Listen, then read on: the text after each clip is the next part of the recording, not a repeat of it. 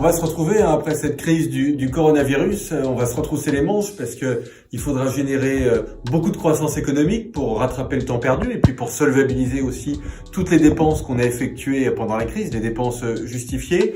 Mais au-delà de ça, ce qu'il faut avoir en tête, c'est que cette crise, elle va sans doute changer les choses de façon durable.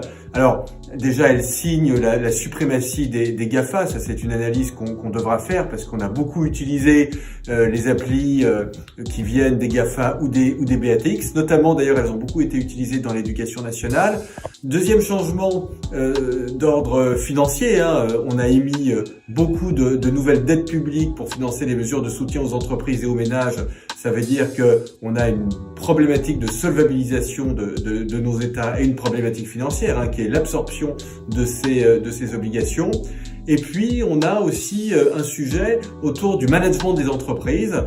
Au fond, le télétravail que je prône moi depuis un certain nombre d'années, eh bien, ce télétravail s'est considérablement généralisé pendant la crise. Et c'est très intéressant du point de vue du management puisque les trois piliers sur lesquels je pense que le management doit se reposer, c'est-à-dire donner un sens au travail, donner de l'autonomie aux salariés et avoir des managers qui font preuve d'autorité mais au bon sens du terme, eh bien je pense que la crise nous a obligés à nous reposer sur ces piliers et donc ça c'est une bonne chose pour les entreprises et puis c'est même une bonne chose au niveau macroéconomique parce qu'il y a peut-être des gains de productivité à la clé.